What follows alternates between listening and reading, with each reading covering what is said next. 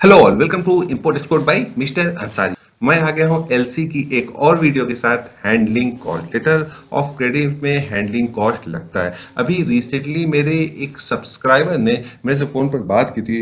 उन्होंने एक छोटा शिपमेंट मूव किया था और वो एलसी का टर्म्स एक्सेप्ट करके उस शिपमेंट को एग्जीक्यूट किया। जब उन्हें एलसी का पैसा मिला तो उसमें से काफी बैंक चार्जेस कट गए। तो वो काफी क्योंकि जब बैंक चार्जेस कट गए तो उनका प्रॉफिट भी कम हो गया, तो वो काफी मायूस हो गए। तो वो मेरे से पूछने लगे कि अगर मैं और बड़ा ऑर्डर लूंगा तो कितना खर्चा होगा, और क्या नाम है, वेसल से जाऊंगा तो कितना खर्चा होगा। तो इसके वजह से उनको काफी प्रॉब्लम हो गई थी। हालांकि मैंने उनको समझाया और इसीलिए मैं ये वीडियो बना रहा हूं, और ये अर्जेंटली मैं ये वीडियो बना रहा हूं। छोटी वीडियो होगी तो जिससे आपको सारा कॉस्ट पता रहे। देखिए, मायूस नहीं होना चाहिए। होता क्या है, जब हम कोई बिजनेस स्टार्ट करते हैं, चाहे छोटे से छोटा हो, बड़े से बड़ा हो, सबका सेम है। हम क्या करते हैं, ज्यादा से ज्यादा उसके बारे में जानकारी इकट्ठा कर लेते हैं, जो कि बहुत अच्छा है। आपको ज्यादा से ज्यादा जानकारी लेना, हर तरह से जहां से जानकारी मिले वहां से जानकारी लेना चाहिए।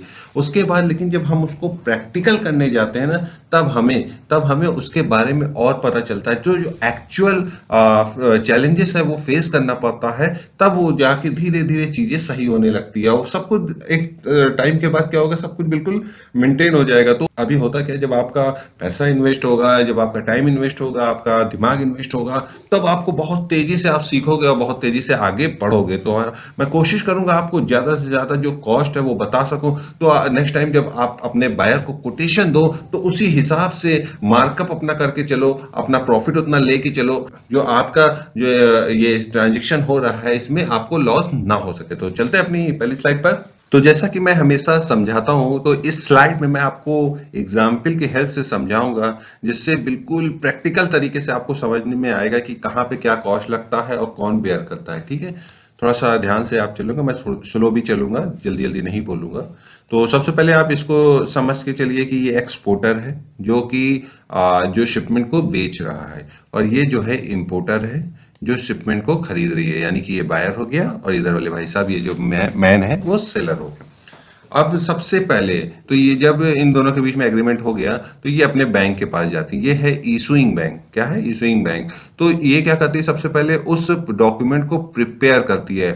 बहुत से बैंकों में ऐसा क्या होता है कि सब कुछ ऑनलाइन हो गया है, पर हमारे इंडिया में भी ऑनलाइन हो गया है, पर काम करता नहीं है। एक्चुअल देखा जाए तो ज्यादातर बैंकों का यही हाल है। सब कुछ मैनुअल है, थोड़ा बहुत उनका ऑनलाइन सिस्टम में जो है, पर आप ऑनलाइन कुछ एप्लीकेशन कर नहीं पाते हो।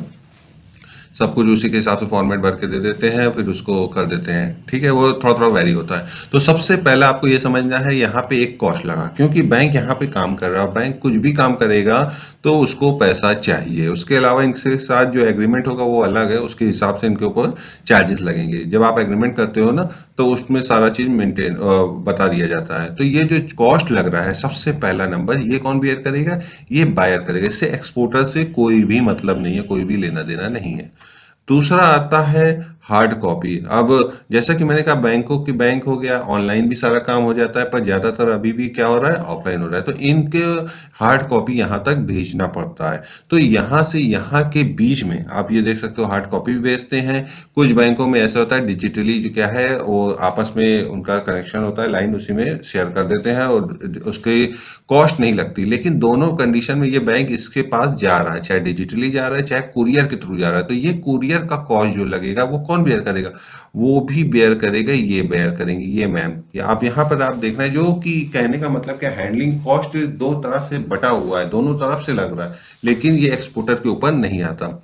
अब यहां पर जब आप देखोगे तो ये अपने बैंक, अपने लेटर हेड पे एलसी को कंफर्म करता है। जिसे मैं कह रहा हूं, यहां पे लिख के दिया ना, प्रिपेयर करेगा डॉक्यूमेंट, तभी तो इसको शेयर करेगा। तो ये जो डॉक्यूमेंट प्रिपेयर किया किसने? इसने। और उसके बाद ये कंफर्म करता है कि हाँ, किसको करता है? इंपोर्टर, जो कि एक्सपोर्टर है। तो इनसे ये कॉस्ट लेगा कि हमने आपका प्रिपेयर किया है। एलसी कंफर्म में कॉस्ट को भी लेगा। बाय कुरियर बेचेगा आपके पास तो भी वो कॉस्ट लेगा, यहां से वो बाय कुरियर आपके यहां तक भेजिएगा।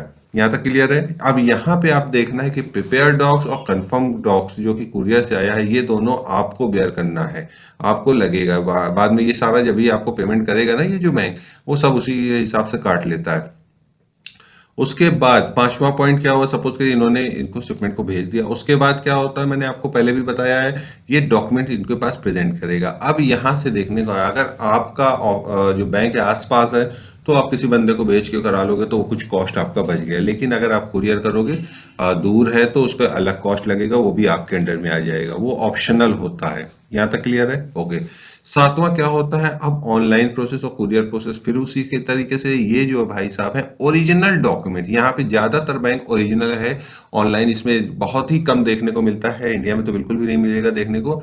ये सारे डॉक्यूमेंट जो इन्होंने प्रिपेयर करके इनको भेजे हैं वो इनके पास भेज देता है, इनको यहाँ पे सारे डॉक्यूमेंट मिल जाते हैं। यहाँ से ये भी चेक करते हैं, ये सारा अलग प्रोसेस है। तो ये जो कुरियर कॉस्ट हो रहा है यहाँ से यहाँ के बीच में, ये कौन लेगा, क्योंकि ये दोनों बैंक के बीच में हो रहा है। यहाँ पर ये जो कॉस्ट है वो आएगा भाई साहब इनके ऊपर, एक्सपोर्टर के ऊपर, ये कुरियर का कॉस्ट।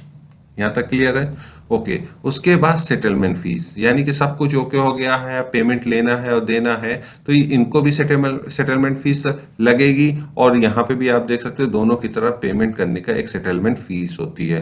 बैंकों का मैं आपको फिर से बताना चाहूंगा, बैंकों का थोड़ा थोड़ा सा जो अमाउंट है वो वेरी करता है, थोड़ा थोड़ा सा, कुछ जगह पे वो नहीं लेते, बहुत सी जगह पे वो ऑनलाइन करने लगे हैं, वो अपने तरफ से फैसिलिटी देने लगे, वो अलग है, पर ये बेसिक है, इसमें इतने कॉस्ट लगते हैं।